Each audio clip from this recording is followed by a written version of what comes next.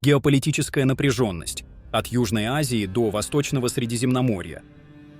Боевые действия на границе Афганистана и Пакистана отнюдь не кратковременное явление. Столкновения на афгано-пакистанской границе, проходящей по линии Дюранда, будут периодически повторяться, что обусловлено самой природой конфликта. Суть противостояния заключается в стремлении Пакистана заставить Афганистан отказаться от поддержки пакистанских талибов, что, учитывая этническую и историческую общность, практически невозможно. Афганские и пакистанские пуштуны – это один народ, живущий по обе стороны условной линии, которую большинство афганских правительств никогда не признавало. Во время пребывания вооруженных сил США и их союзников в Афганистане пуштунские племена из Вазиристана активно поддерживали своих афганских соплеменников. Неписанный кодекс Пуштунвалай, основанный на принципах чести, взаимопомощи и гостеприимства, не допускает отказа от поддержки единоплеменников. Поэтому любое давление Исламабада на Кабул обречено на сопротивление. Нынешнее правительство Исламского Эмирата Афганистана также не теряет надежды пересмотреть границу, считая ее навязанной в колониальный период. Бывший директор ЦРУ и экс-командующий силами США и НАТО в Афганистане Дэвид Петреус, известный своей аналитической глубиной и интересом к историческим и этническим аспектам региона, еще в период своей службы отмечал, что движение афганских талибов может стремиться к расширению своего контроля не с точки зрения религиозной экспансии, а как элемент государственной политики. Он указывал, что ключевой структурой движения является Шура-и-Кветта, базирующаяся в пакистанском Белуджистане, что само по себе отражает сложность и взаимопроникновение интересов по обе стороны границы. Белуджские сепаратистские движения, такие как Армия освобождения Белуджистана, рассматривают пуштунов как естественных союзников в борьбе с центральной властью в Исламабаде. Их деятельность носит выраженный антикитайский и антипенджабский характер, поскольку Пенджаб составляет основу политической элиты Пакистана. Таким образом, афгано-пакистанский конфликт имеет не только этническую, но и экономико-геополитическую подоплеку. В контексте этого кризиса особый интерес представляет логистическая составляющая. Афганистан уже заявил о намерении перенаправить свои экспортные грузы с пакистанских портов на иранские, что позволит Тегерану заработать до $2 миллиардов на транзитных доходах. Этот шаг свидетельствует о постепенном перераспределении экономических связей региона в пользу Ирана, усиливающего свое влияние в Центральной Азии. Северное направление также не лишено рисков. На границе Афганистана и Таджикистана действует вооруженная группировка «Движение талибов Таджикистана» численностью в несколько сотен человек. Она состоит преимущественно из сторонников оппозиционной партии «Исламское возрождение Таджикистана» и настроена против Душанбе. Афганские талибы неоднократно предупреждали таджикскую сторону о недопустимости вмешательства во внутренние дела Афганистана, в частности, о поддержке Национального фронта освобождения Афганистана.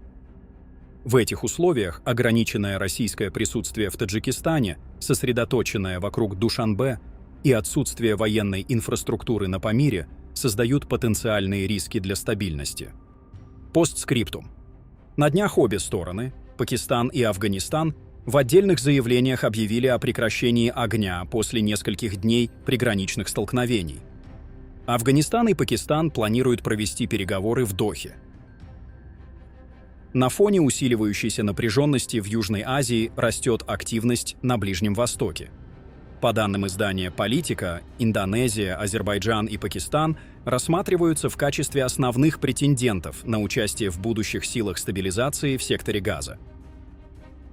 Переговоры по составу контингента продолжаются, и, как отмечает источник в Пентагоне, именно эти три государства проявляют наибольший интерес, хотя ни одно из них пока не дало окончательного согласия. Президент Турции Реджеп Тайип Эрдоган на заседании правящей партии «Справедливости и развития» подтвердил, что не исключает участие турецких военных в составе такой миссии. По его словам, французский президент Эммануэль Макрон напрямую спросил его о возможности привлечения Турции к работе в составе международной группы в Газе. Эрдоган ответил: «Почему нет? Мы можем быть частью этого механизма, если будут определены условия нашего участия. Таким образом, Турция демонстрирует готовность к более активной роли в ближневосточных делах, совмещая дипломатические и военные инструменты влияния. Интересы Анкары становятся все более глобальными. Согласно исследованию Академии национальной разведки Турции, страна имеет большие запасы редкоземельных металлов. Месторождение в Эскишехир-Бейликове оценивается в 694 миллиона тонн, что делает Турцию второй в мире по объему запасов после Китая. Китай в настоящее время контролирует 61% мирового производства и 92% переработки редкоземельных металлов, от которых критически зависят оборонные и технологические платформы США. Поэтому Турция, развивая переработку и внедряя национальную стратегию по верификации запасов и рециклингу, может стать важным звеном в формировании альтернативной цепочки поставок, а также укрепить свои позиции как промышленно-технологического игрока. Активизация Турции заметна и на Балканах. Бывший министр внутренних дел Греции Яннис Мичелакис, комментируя поставки турецких беспилотников «Байрактар» и систем Skydagger в Косово, заявил: «Анкара вернулась на Балканы». По его словам, Турция пытается играть роль гаранта безопасности дружественных правительств – Косово, Албании и Боснии, сохраняя при этом особые отношения с Белградом.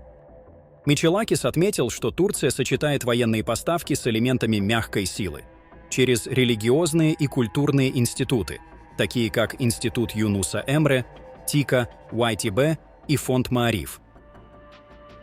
Эта стратегия создает гибридное влияние, объединяя военные, гуманитарные и культурные инструменты. Он подчеркнул, что Европейский Союз и НАТО наблюдают за процессом молча, тем самым позволяя Анкаре укреплять свое присутствие в регионе. По его словам, поставки беспилотников в Косово не просто торговая сделка, а символ долгосрочного возвращения Турции на Балканы. Тем временем напряженность на Ближнем Востоке продолжает расти. Турецкое издание «Ени Шафак» сообщает, что Израиль нанес более 10 авиаударов по южным и восточным районам Ливана. По данным Ливанского национального агентства новостей ННА, удары пришлись по городам Набатия, Сайда, Марджаюн и Бинд-Джбейль, а также по городу Баальбек в долине Бекаа.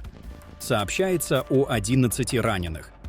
Президент Ливана генерал Жозеф Аун осудил эти действия, заявив, что они нарушают резолюцию 1701 Совета Безопасности ООН и соглашение о прекращении огня между Ливаном и Израилем. В свою очередь, израильская армия утверждает, что целями ударов были позиции движения Хезболла и ливанской экологической организации «Зеленые без границ».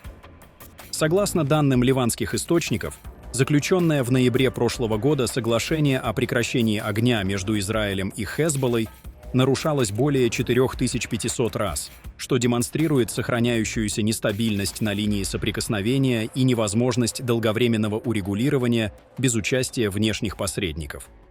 Таким образом, геополитическая карта Евразии продолжает стремительно меняться. Афгано-пакистанский кризис переплетается с иранскими интересами. Турецкое влияние растет от Ближнего Востока до Балкан, а энергетические и минеральные ресурсы становятся инструментом новой глобальной конкуренции. Система альянсов и противоречий приобретает все более гибридный характер, а региональные конфликты взаимосвязаны в единую сеть противоречий, где дипломатия, экономика и военная сила действуют одновременно и нередко взаимозависимо.